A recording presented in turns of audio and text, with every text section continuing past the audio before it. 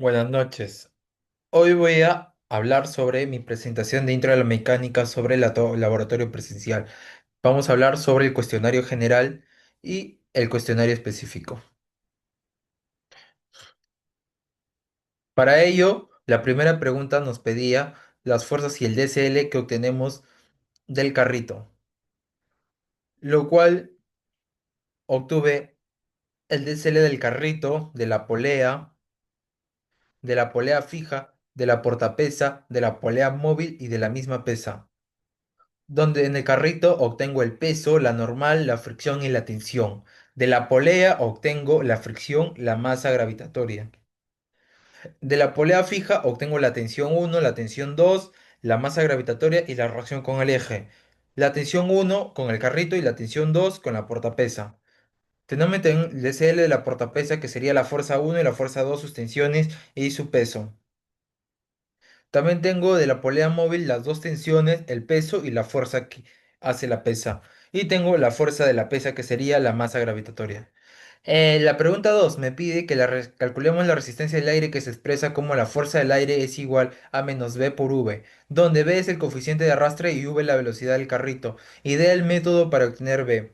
Lo que hice fue con la fórmula de la cinética rotacional obtener que la velocidad angular es igual a la velocidad angular inicial por la aceleración por tiempo, donde el sistema como parte del reposo la aceleración angular es igual a cero y la aceleración angular es igual a alfa por t.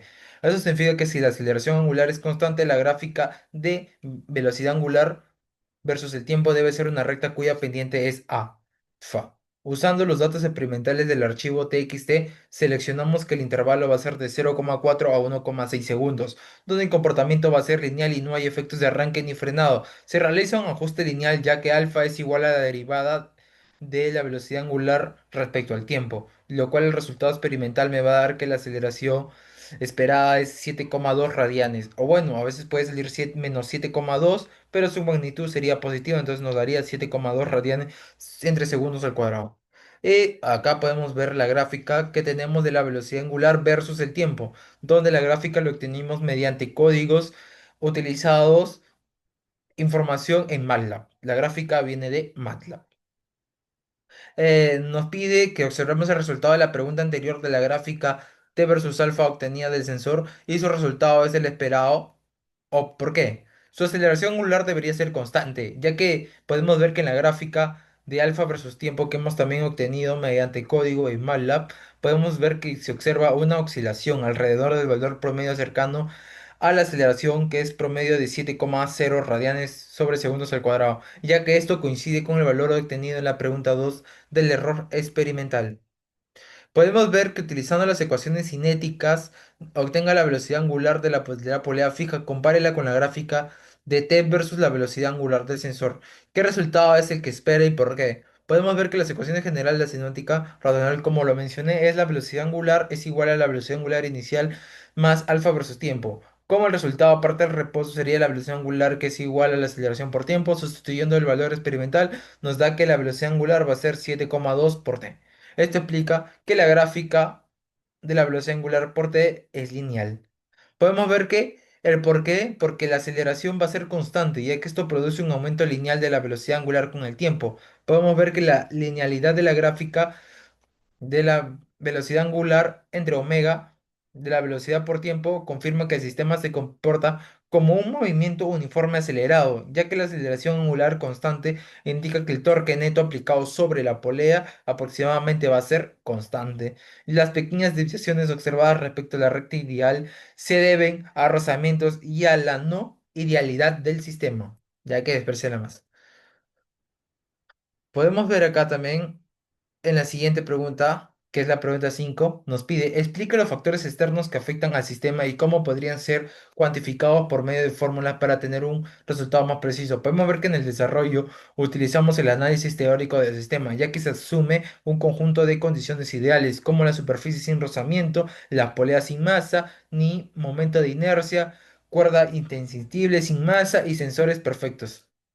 Sin embargo, el experimento real estas condiciones no se cumplen completamente, lo que genera diferencias entre los valores teóricos y los experimentales.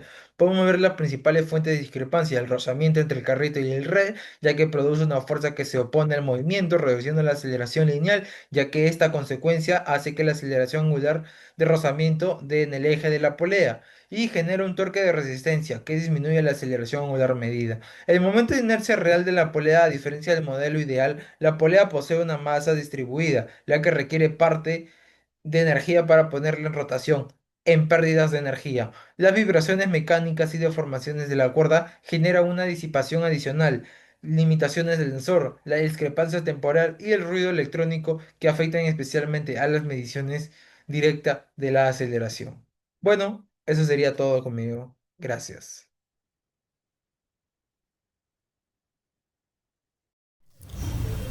Buenos días a todos. Hoy voy a hacer la primera pregunta del cuestionario específico. Como ven en la primera diapositiva está el ejercicio número uno. Nuestro objetivo va a ser calcular la tensión de la cuerda que jala el carrito, pero de una forma más realista porque estamos tomando en cuenta que hay una fricción. Como pueden ver, usamos la segunda ley de Newton. Esto nos dice que la fuerza de la cuerda que jala hacia adelante menos la fricción que frena, bueno, hacia atrás se puede considerar, es igual a la masa por aceleración. Usando estos datos que hemos hallado de nuestro sensor, encontramos que la aceleración es de 100.79 y la fricción es de 5.20 newtons. Al poner estos números en la ecuación y despejar, descubrimos que la tensión total es de 5.39 newtons. Bueno, pasando a la siguiente pregunta, pregunta 2. El ejercicio 2 nos pide tipo mostrar un método para calcular la resistencia al aire. Esta resistencia se está representando con la letra B, así B minúscula y ya bueno, siguiendo. Como pueden ver el desarrollo en esta siguiente PPT, lo que se hizo fue mover las letras para despejar la B completamente de un lado, así es como estamos creando nuestro método, que es la fórmula final.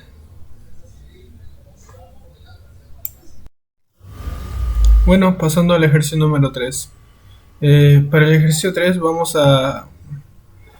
tipo a analizar una masa que cae jalando una polea. Nos dieron una tabla con tiempo y velocidad y con eso armamos la gráfica que ven en esta derecha. O bueno, que ven acá en la derecha. Como pueden notar, los puntos forman una línea tipo recta que va hacia arriba y una línea recta como esto significa que la aceleración nunca cambia y siempre es constante. Para sacar la ecuación de esta gráfica, primero hemos calculado su inclinación o pendiente, usando el primero y el último punto. Este tipo de división nos dio 4.24, que es nuestra aceleración de giro. Luego hemos utilizado esos 2.20 o esos 4.24 para descubrir de que la velocidad partió el movimiento.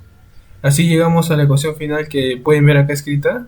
Eh, es la velocidad es igual a 4.24 por el tiempo menos 0.365.